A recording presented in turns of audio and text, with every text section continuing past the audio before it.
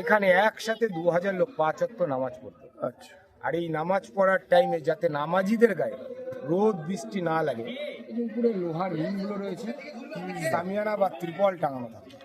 সাপ যাচ্ছে রাস্তার মাঝখান দিয়ে।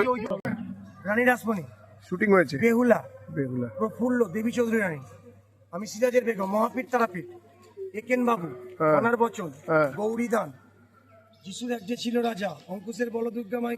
আমার মনে হয় সৈন্যরা ক্লান্ত। আপনি যদি যুদ্ধবিরতি ঘোষণা করান, তাহলে আমরা কাল সকালে তাজা হয়ে ওই ইংরেজগুলোর উপর ঝাঁপিয়ে পড়তে পারি। তবে তাই হোক, আমার বাংলাকে যে কোনো মূল্যে স্বাধীন রাখতেই হবে।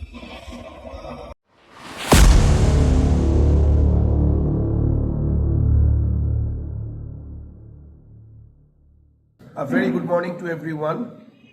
Day 2, সবাই সকালবেলা উঠে ফ্রেশ হয়ে আবার চলে এসেছি ব্রেকফাস্ট টেবিলে। ব্রেকফাস্ট অলমোস্ট সবার ডান হয়ে গেছে, আমি এখন খাচ্ছি এই egg toast. So after breakfast এখন আমরা বেরোবো ফর টুডেজ সাইট সিইং।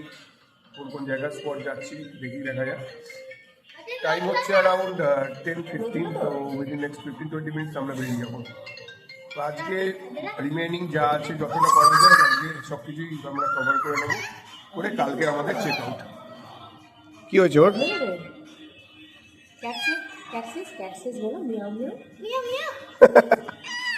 এদিকে good morning good morning good morning. Okay, no problem. So ব্রেকফাস্টটা কমপ্লিট করি, ব্রেকফাস্টটা কমপ্লিট করে তারপর টোটোতে উঠে কোথায় যাচ্ছি সেটা যাচ্ছি।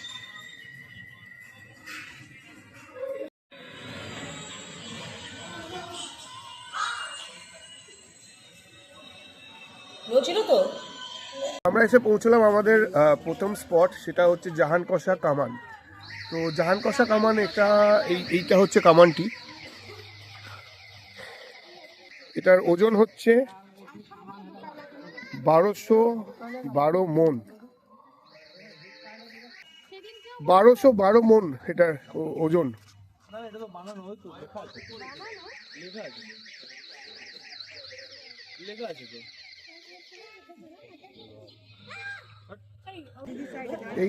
এই কামানটা হচ্ছে অষ্টধাতুর কামান, সেই জন্য এটা সবসময় খুব ঠান্ডা থাকে। মানে এখন তো শীতকাল, বাট এমনি গরমকালে তো রোদ পড়লে বা করলে অন্যান্য টেম্পারেচারে এইটা কিন্তু খুব ঠান্ডা থাকে। 8টা মেটালস দিয়ে করা, এটা গোল্ড অষ্টধাতুর। এইটা হচ্ছে হিস্ট্রিটা লেখা আছে এখানে, বাট কোনো যুদ্ধেই ইউজ হয়েছে বলে জানা যায় না। তো এটাই ছিল আমাদের ফার্স্ট স্পট, এবার সেকেন্ড স্পটে যাচ্ছি। চলো চলো চলো চলো।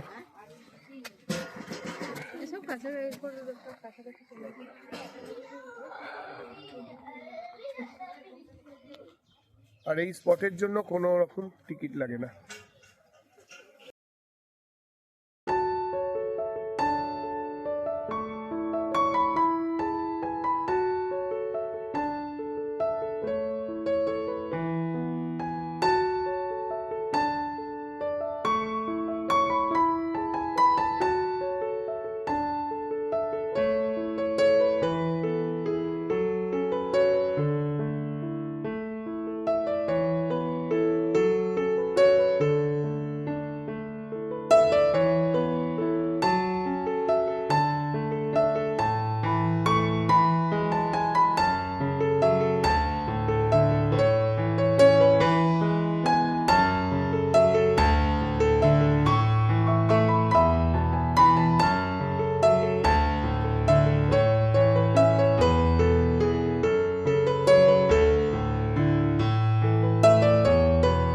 আমরা এলাম আমাদের নেক্সট স্পট কাটরা মসজিদ।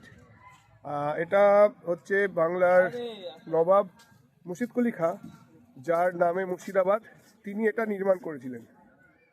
সো এটা হচ্ছে মসজিদটা, ভেতরে আমরা এসে গেছি। দেখুন, যে রাস্তা দিয়ে আমরা হেঁটে এলাম, হ্যাঁ। বাইরে সাজানো গুছানো ফুলের বাগান, গার্ডেন, নবাবী আমলে কিন্তু কিছুই ছিল না, এগুলো সব রিসেন্ট তৈরি করা হয়েছে। আজ থেকে ঠিক সপ্তাহে 2 দিন সবজির বাজার বসতো। সবজির বাজার বসতো বলে জায়গাটার নাম আজও পর্যন্ত রানিং অ্যাড্রেস সবজি কাটরা। কাটরা ভাষাটি হচ্ছে আরবি, যার মিনিংস হচ্ছে বাজার। যেমন কলকাতার বড় বাজারকে রাজা কাটরা, গণেশ কাটরা, এটাকে বলা হয় সবজি কাটরা। বর্তমানে আমরা মসজিদের ব্যাক সাইড দিয়ে প্রবেশ করছি। ব্যাক সাইড এই কারণে, ভারতবর্ষে মুসলিম সম্প্রদায় পশ্চিমে মক্কাকে স্মরণ করে নামাজ পড়ে, এটা হচ্ছে পশ্চিম দিক। তাছাড়াও যেহেতু মেন রোড হয়ে গেছে, সেহেতু ব্যাক হয়ে যায় ফ্রন্ট, আর ফ্রন্ট হয়ে যায় ব্যাক। তো এই ব্যাক সাইডে যে দুপাশে দুটো আমরা বড় বড় টাওয়ার দেখতে পাচ্ছি, এইগুলোকে বলা হয় ওয়াচ টাওয়ার বা ব্রুজ। এর উচ্চতা হচ্ছে 70 ফিট। উপরে উঠবার জন্য কিন্তু ঘুরে ঘুরে 66টা সিঁড়ি আছে। আগে উঠতে দেওয়া হতো, যেহেতু সিঁড়িগুলো ভেঙে গেছে বন্ধ করে দেওয়া হতো। তখন মানে কি কোথা থেকে গভর্নমেন্ট থেকে বন্ধ করে? আচ্ছা, তখন এর উপর থেকে 5 ওয়াক্ত আজান দেওয়া হতো বাঁশের চোঙা করে। তখন তো মাইক সিস্টেম ছিল না, এবং দূর থেকে শত্রুপক্ষকে ফলো করা হতো। যে মুর্শিদাবাদ ডিস্ট্রিক্ট ঘুরতে এসছে, এর উপরে উঠলে 75% অংশ দেখা যায়। মুর্শিদাবাদ হ্যাঁ, সারাদিনে যতগুলো স্পট ঘুরবেন ততগুলো তো দেখাই যায়। আর লক্ষ্য করুন টাওয়ারের গায়ে যে লম্বা লম্বা ছিদ্রগুলো রয়েছে, যেহেতু উপরে উঠবার জন্য ঘুরে ঘুরে 66টা সিঁড়ি আছে, যাতে উপরে উঠতে আলো বাতাসের অভাব না হয় তার জন্য ব্যবহার করা হয়েছে। তাছাড়াও কিন্তু যেটা একটা প্রতিরক্ষার জন্য তৈরি করা হয়েছে।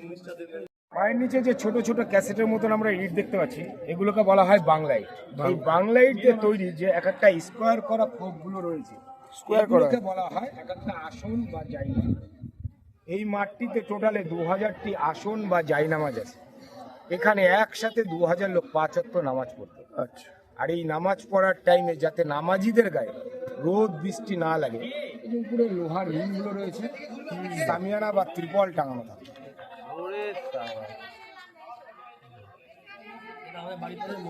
আচ্ছা, মানে এইটা ওকে। ওই যে এখনো অব্দি দেখো লাগানো আছে। হ্যাঁ, এই তো আছে তো, এই তো এতগুলো সব করে আছে। এইগুলো কি ছিল? এইগুলো আমাদের ঠিক পায়ের নিচে আছে হচ্ছে নবাব মুর্শিদকুলি খাঁ সমাধি। এটাই হচ্ছে মসজিদের ফ্রন্ট সাইড। এটা ফ্রন্ট সাইজ? হ্যাঁ, আজ থেকে 300 বছর আগে। এই ঢালাইটা কিন্তু ছিল না, মোটা মোটা লোহার রড দিয়ে নেটিং সিস্টেম খাঁচা ছিল। এমনই নেটিং সিস্টেম খাঁচা ছিল, এর উপরে দাঁড়ালে সমাজের পুরো অংশটাই দেখা যাচ্ছে। আর এমনই নেটিং এই মসজিদে যারাই প্রবেশ করবে তাদের কিন্তু পায়ে দিলে পড়বে। তো সরকার থেকে নেটিংটাকে তুলে দিয়েছে, এই কারণে নেটিংটার বয়স ছিল। তাছাড়াও এখানে নভেম্বর টু ফেব্রুয়ারি প্রচণ্ড ভিড় হয়। এই ভিড়ে ঠেলাঠেলিতে বহু অ্যাক্সিডেন্ট হওয়ার পর তখন সরকার থেকে নেটিংটাকে তুলে দিয়ে ঢালাই করে দিয়েছে। এইটা এই ঢালাইটা কত বছর হয়েছে? 15 বছর। 15 বছর ঢালাই, তার আগে নেটিং ছিল। ও, এই হচ্ছে সমাধি।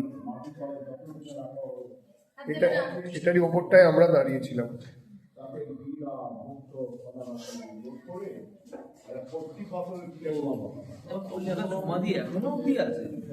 এগুলো পরে এ করে এগুলো তো তোমার মেনটেন হয়।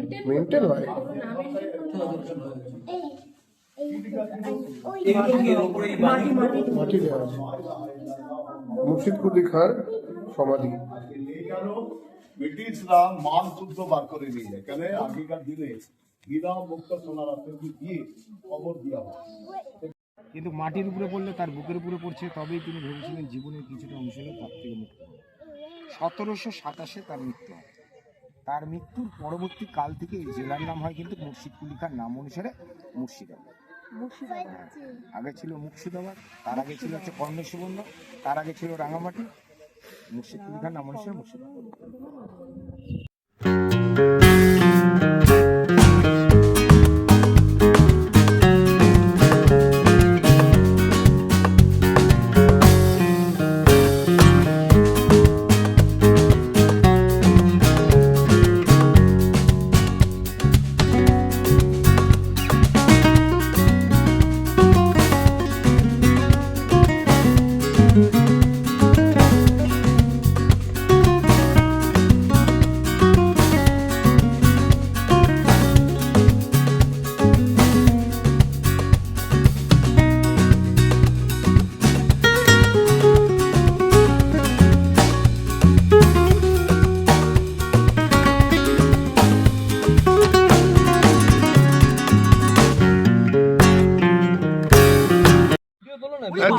সাপ যাচ্ছে রাস্তার মাঝখান দিয়ে। সাইট সিন করতে করতে আমরা দাঁড়ালাম একটা জায়গাতে, সর্ষে ক্ষেত দু সাইডে, আর সামনে হচ্ছে কলা, মানে কলা গাছের বন, কলা বন বলা যেতে পারে। আর মাঝখান দিয়ে একটা সাপ গেল একটু আগে। খুব সুন্দর জায়গাটা।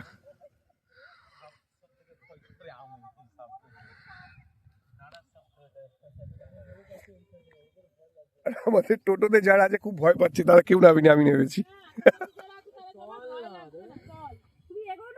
তো আমরা এসে পৌঁছলাম আমাদের নেক্সট স্পট, যেটা হচ্ছে কাঠগোলাপের বাগান বাড়ি। এইটা হচ্ছে তার বাইরেটা, বিভিন্ন দোকান পাট সবকিছু আছে। আর এইটা হচ্ছে এন্ট্রান্স গেট।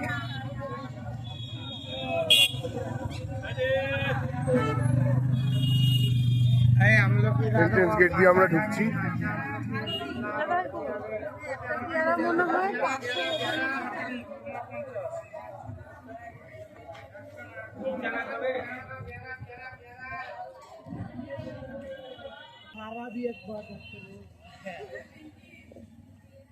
বাহ, দারুণ জায়গাটা। এখানে ভেতরে এন্ট্রান্স টিকিট লাগে। কত টিকিট, টিকিটের কত প্রাইস সেটা পরে জানাচ্ছি।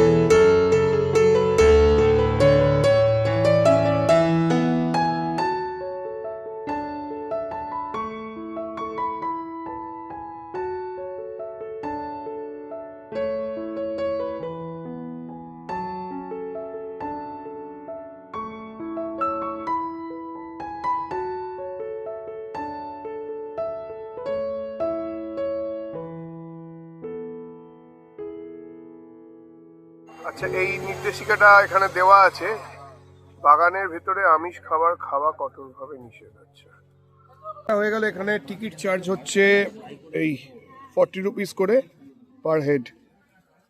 এখানে প্রি ওয়েডিং শ্যুটও হয়, এবং প্রি ওয়েডিং শ্যুট করতে গেলে তার জন্য টাকা লাগে। আর প্রি ওয়েডিং ফটোশ্যুট 3000 পার কাপল।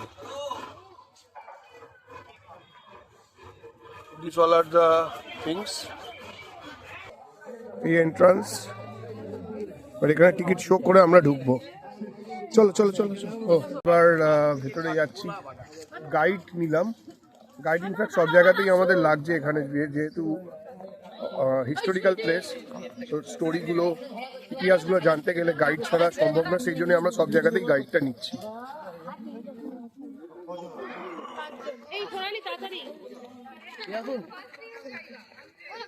যে বাগানটা প্রবেশ করলেন কাঠগোলা, একটা কথা জেনে রাখুন, এই বাগান মুর্শিদাবাদের কোনো নবাবের হাতে তৈরি নয়।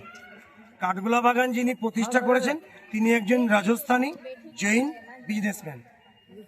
টিকিট কাউন্টারের পিছনে ওনার স্ট্যাচু মূর্তি রয়েছে। আচ্ছা, ওই ঘোড়ায় ঘোড়ায় করা। আমি ওনার ছবি দেখাবো।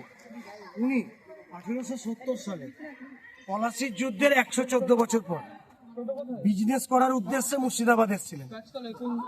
তখন মুর্শিদাবাদের নবাব ছিলেন হেরাদুন জা। আমি একটা কথা আগেই জানি রাখি, 18টা নবাবের লিস্ট আছে। 1706 সাল মুর্শিদ কলিকা প্রথম নবাব, যার নামে মুর্শিদাবাদ। আর শেষ নবাব কে?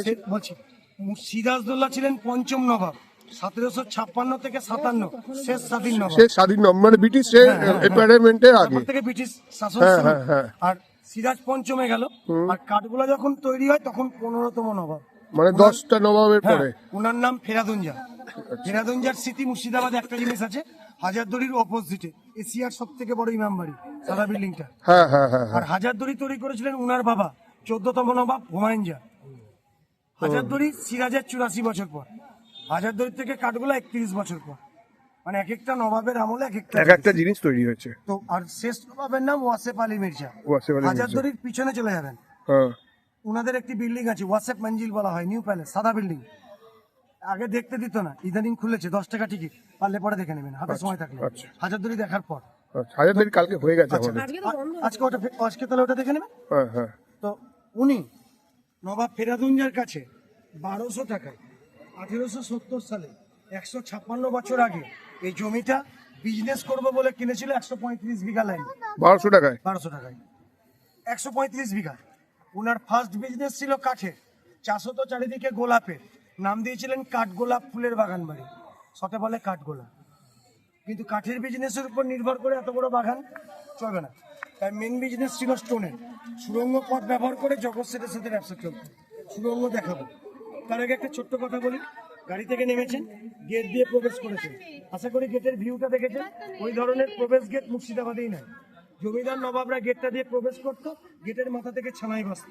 কিন্তু এখন তো নবাবী যুগ নাই, নবাব গেছে মোড়ে, হাতি গেছে সরে, এখন একটাই গেট, টিকিটের 40 টাকা রেট, বাইরে আপনাদের গাড়ি। সুড়ঙ্গ পথ দেখার জন্য চলুন তাড়াতাড়ি।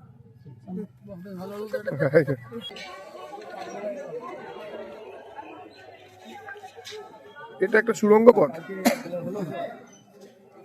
এটাকে বলে রাজস্থানী বাউরি।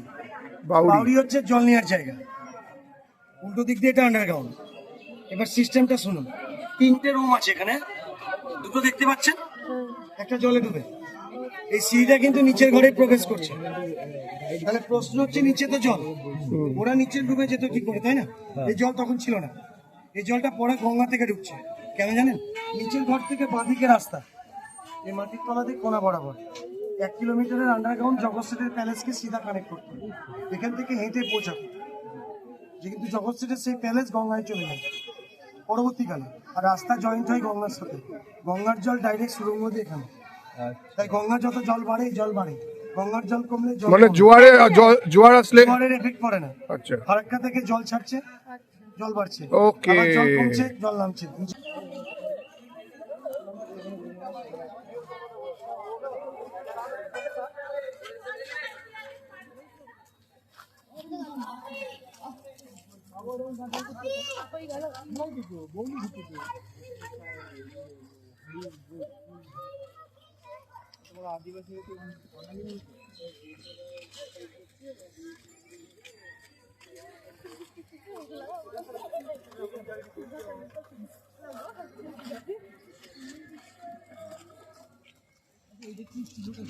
কাঠগোলা বাগান বাড়ি যিনি প্রতিষ্ঠাতা, তার বসত বাড়ি।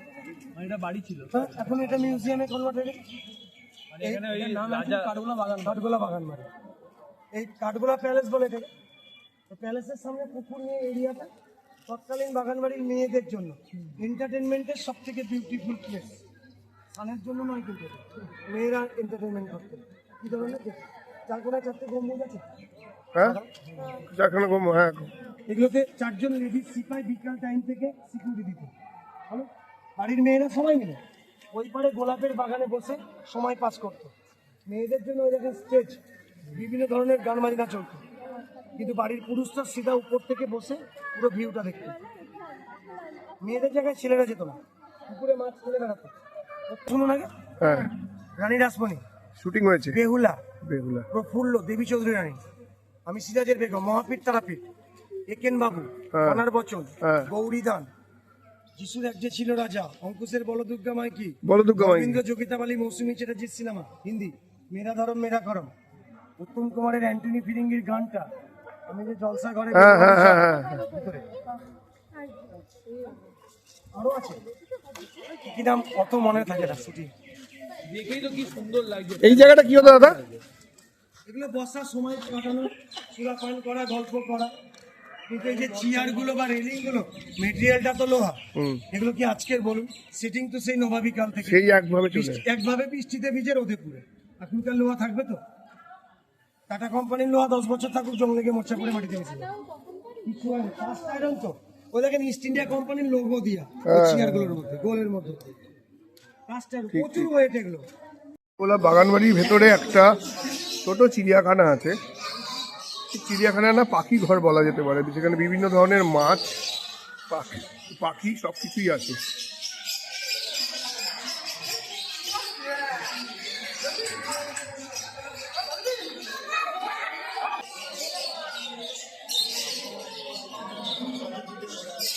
বিভিন্ন ধরনের দেশি বিদেশি পাখি।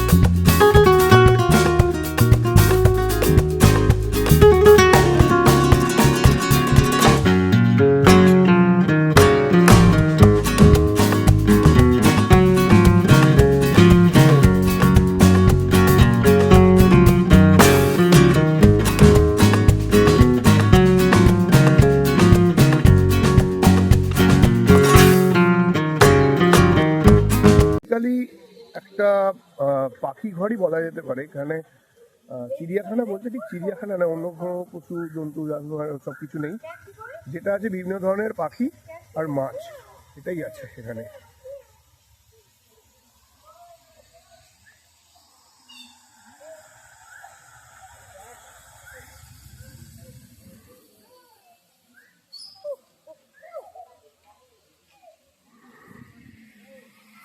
ক্যাফে মতো আছে এইখানে, এই ক্যাফেটা, এখানে সব রকমেরই খাবার পাওয়া যায়, বাট সবই ভেজ।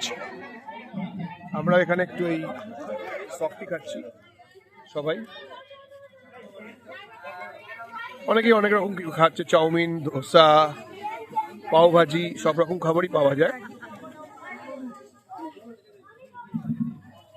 আমরা আমাদের লাঞ্চ করছি এখানেই, এই রাজবাড়ির ভেতরেই এই যে ক্যাফেটা আছে যেটা দেখালাম, এই ক্যাফেতেই আমরা এখান থেকেই আজকে লাঞ্চ করছি, সবাই ধোসা খাচ্ছি। কারণ এরপরে আমরা হয়তো যাব জগৎ শেঠের বাড়ি, যেটা নেক্সট লোকেশন। সো মাঝে আবার লাঞ্চের জন্য কোথাও দাঁড়াবো, সেখানে সময় নষ্ট হবে, তো তার চেয়ে বেটার এখানেই খেয়ে নিচ্ছি। আর খাবার মোটামুটি ভালোই সারা খাচ্ছে, ভালো খাবার এখানকার। হ্যাঁ, টেস্ট ভালো, খারাপ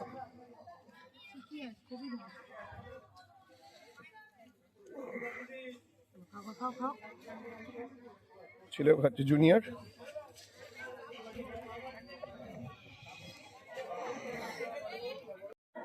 এলাম আমরা পরবর্তী লোকেশন, এটা হচ্ছে জগৎ শেঠের বাড়ি, যেটা এখন জগৎ শেঠ মিউজিয়াম নামে পরিচিত।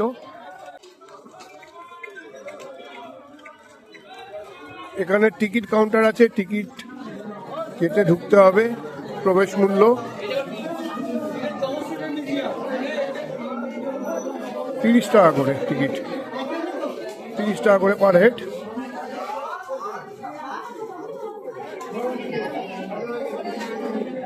এই টিকিট এই পাখিটাতে দাঁড়িয়ে আছে রে মা এই যে এখানে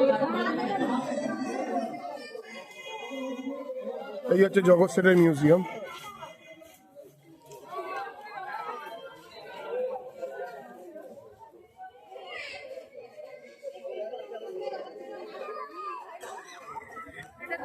হ্যাঁ,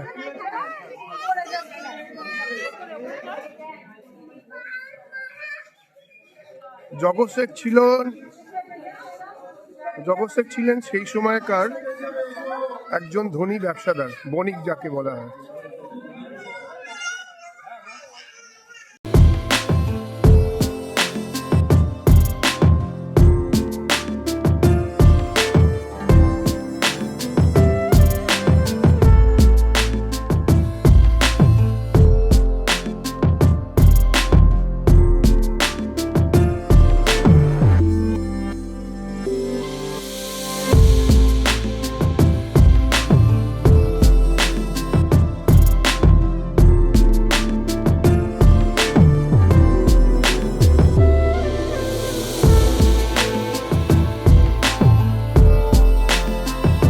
সেটের বাড়ি আমরা দেখলাম, ভেতরটা পুরো মিউজিয়াম, ভেতরে কোনো ফটোগ্রাফি ভিডিওগ্রাফি অ্যালাউড ছিল না, তো সেই জন্য ইনফ্যাক্ট কোনো জায়গাতেই থাকছে না। যে কোনো জায়গাতেই, যেমন এর আগে আমরা যেটা দেখলাম কাঠগোলাপ রাজবাড়ি, তার ভেতরেও ফটোগ্রাফি ভিডিওগ্রাফি অ্যালাউড ছিল না। সো দেখে বেরোলাম, বেরিয়ে এখানে বাইরে একটা এই ক্যাফে আছে, এখানে একটু কফি খাবো। শুনেছি এখানে নাকি কফি, গুড়ের কফি খুব ভালো পাওয়া যায়, সেটাই খাবো। এইসব বসেছি আমরা, খাবো। দেখি কত করে গুড়ের কফি, গুড় কফি কত করে? 35 করে। আপনি আমাকে 5টা গুড় কফি দেবেন, 35। গরম চা হবে, কফি হবে, খেজুর গুড়ের কফি, গরম পাস্তা হবে, ম্যাগি হবে, একদম অরিজিনাল খেজুর গুড়ের, তো ভাজি হবে, ছোলা ভাটোরা হবে, একদম অরিজিনাল খেজুর গুড়ের। জগৎ সেটের বাড়ি থেকে আমরা চলে এলাম আমাদের নেক্সট স্পট, আর এটা হচ্ছে আমাদের লাস্ট স্পট আজকের জন্য এবং এই মুর্শিদাবাদ ট্রিপের জন্য। এটাই লাস্ট স্পট, সেটা হচ্ছে মতিঝিল পার্ক। তো এইটা হচ্ছে মতিঝিল পার্ক। এই আমরা হেঁটে হেঁটে যাচ্ছি। পার্কে যাওয়ার আগে এইরকম একটা মার্কেট প্লেস আছে, যেখানে বিভিন্ন ধরনের গিফট আইটেম সবকিছু বিক্রি হচ্ছে, পাওয়া যায়।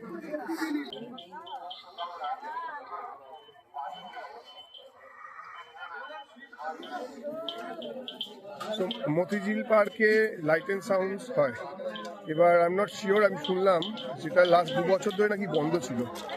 এবার সেটা আবার নতুন করে চালু হয়েছে কিনা জানি না, সেটা ভেতরে গেলেই বুঝতে পারবো। তো এটা হচ্ছে সামনের টিকিট কাউন্টার, এই যে এটা টিকিট কাউন্টারের লাইন। টিকিট কেটে আমরা ভেতরে যাব, দেখি টিকিট কত দাম। টিকিট কাটা হয়ে গেল। এখানে টিকিটের রেট হচ্ছে পার হেড 30 রুপিস করে। লাইট অ্যান্ড সাউন্ডস আলাদা, ভেতরে সেটা কাটতে হবে 5:30টার পরে, সেখানে টিকিট কাটা হবে। This is the ticket. এই ভেতরে ঢুকছি এখন।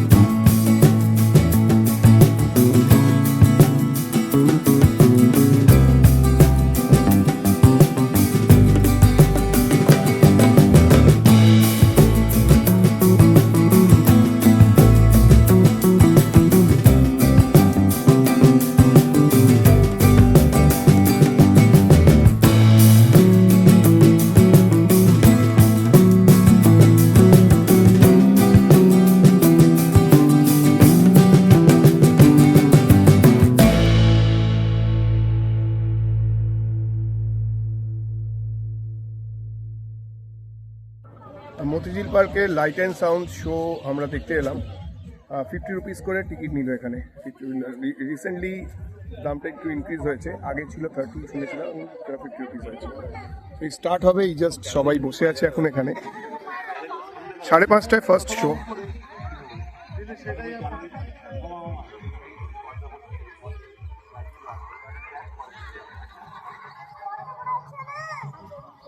টোটাল 22 মিনিটের শো। শোটা হয়ে যাক, শোয়ের কিছু গ্লিমস আমি অবশ্যই তুলে ধরবো, দেখবেন, আশা করি ভালো লাগবে।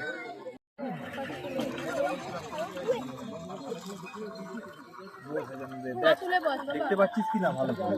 বাবু এর খেলা এখানে হবে, এখানে বন্ধ করেছে। এই তো 5:30 বেজেই গেছে অলমোস্ট। তুলছি দাঁড়াও।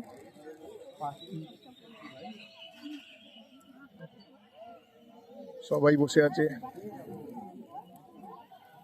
শো দেখার জন্য, আর জাস্ট 10 মিনিটের মধ্যে স্টার্ট হবে। ডুবে বাংলার জন্য ও প্রাণ দিতে পারে, তাই আমার পরে আমার দৌহিত্র সিরাজই হবে বাংলা, বিহার, উড়িষ্যার মসনদের অধিকার।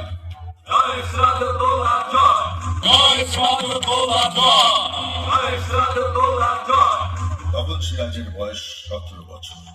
1756 সালে ইন্তেকাল হয় সর্বজনপ্রিয় প্রজাবৎসল নবাব আলী বর্দী খানের।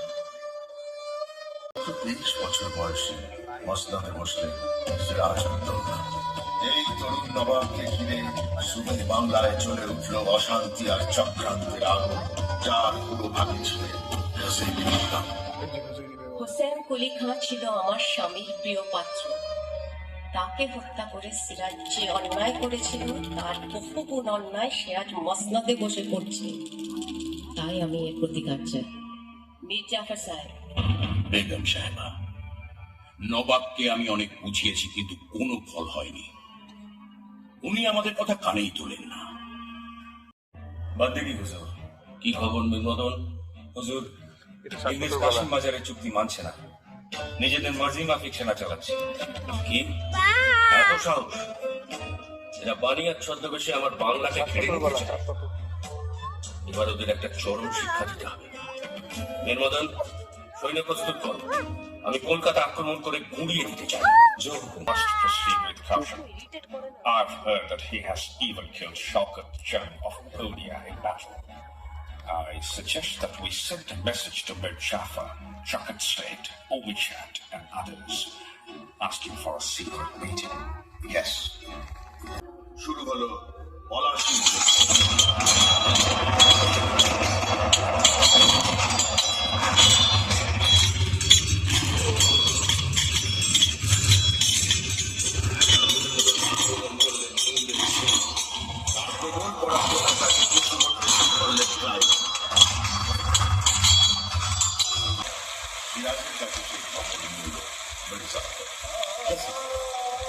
মদন আমাদের ছেড়ে ব্যস্ত আছে। আমি বুঝতে পারছি না আমাদের কি করা উচিত। আমার মনে হয় সৈন্যরা ক্লান্ত। আপনি যদি যুদ্ধবিরতি ঘোষণা করান তাহলে আমরা কাল সকালে তাজা হয়ে ওই ইংরেজগুলোর কাছে অপেক্ষা করতে পারি। তবে তাই হোক, আমার বাংলাকে যে কোনো মূল্যে স্বাধীন রাখতেই হবে। কিন্তু বিশ্বাসঘাতক মির্জাফরের এই পরামর্শের পেছনে আসল মতলব ধরতে পারেননি সিরাজ। তার রণক্লান্ত সেনা যখন একটু বিশ্রামের জন্য অস্ত্র ত্যাগ করেছে, ঠিক সেই সময় ঝড়ের মতো আক্রমণ করল ইংরেজ। সিরাজ 2000 অনুচর মুর্শিদাবাদের উদ্দেশ্যে রওনা হলেন। ফরাসির প্রান্তর লাল হয়ে অস্ত্র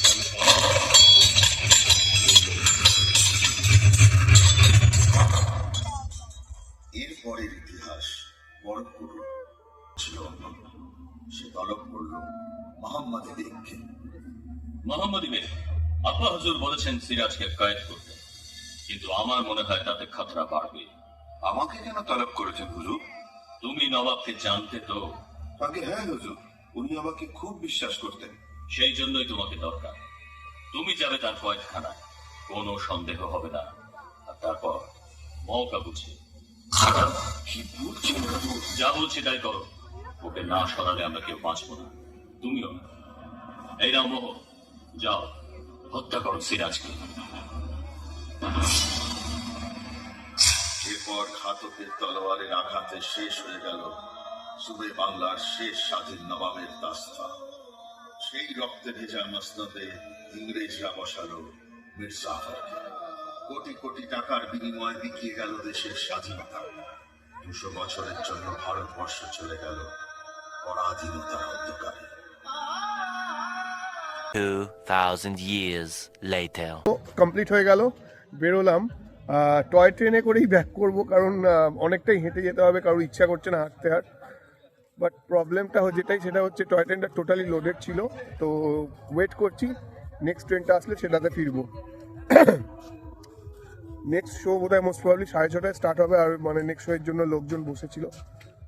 তো আপনারা যারা পুরো শোটা দেখতে চান অবশ্যই আসবেন এখানে, অবশ্যই এসে যদি মুর্শিদাবাদ ভিজিট করেন তো অবশ্যই লাইট অ্যান্ড সাউন্ড শোটা মতিঝিল পার্কে, যেটা হয় প্রত্যেক দিন সন্ধেবেলা 5:30 থেকে ফার্স্ট শো।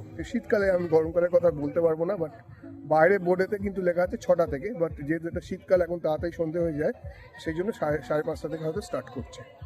এটা অবশ্যই দেখবেন, এখানে পুরো ব্যাপারটা বুঝতে পারবেন, পুরো ইতিহাসটা ভালোভাবে এক্সপ্লেন করা হয়েছে। আর আলো জ্বালিয়ে দিয়েছে এখন, খুবই সুন্দর লাগছে দেখতে পায়। এটা আমাদের ইকো পার্ক যেরকম, ঠিক সেই রকম দেখতে লাগছে, সুন্দর। সময় এখন সন্ধ্যে 7:30, আর এই জাস্ট আমরা ফিরলাম। এই ওরা এখন ঘরেতে সবাই রেস্ট করছে, আমি একটু বসে আছি এই জায়গাটাতে। এটা রুমের বাইরে আমাদের হোটেলের একটা ব্যালকানি টাইপের আছে, কমন ব্যালকানি, এই জায়গাটা বসে আছি। তো মোটামুটি ওভারঅল আমাদের সাইট সিন হয়ে গেল। কিছুটা বাকি থেকে গেল, যেটা হচ্ছে মানে মুর্শিদাবাদের গঙ্গার ওপারটায় আরও কিছু স্পট আছে যেগুলো এবারে আর দেখা হলো না। সো নেক্সট টাইম যদি কখনো মুর্শিদাবাদ আসি তো ওইটা আবার ভিজিট করবো। খুব ভালো লাগলো লাইট অ্যান্ড সাউন্ডটা মতিঝিল পার্কে, যেটা লাস্টে আমরা দেখলাম, সেটা খুবই ভালো লাগলো। সো ওভারঅল 2 দিনের ট্রিপ বেশ ভালো, মানে ইটস আ গুড প্লেস, খুব valuable place. So that's it from my side as of now. আজকের মতো সাইন অফ করছি। কালকে সকালবেলা রিটার্ন করব কলকাতা। কালকে সকালবেলা আবার মানে কলকাতায় যাবার পথে কোথায় খাচ্ছি, কি বৃত্তান্ত সব কিছুই দেখাবো। তো আজকের মতো গুড নাইট, আবার কালকে সকালবেলা দেখা হচ্ছে। Bye bye.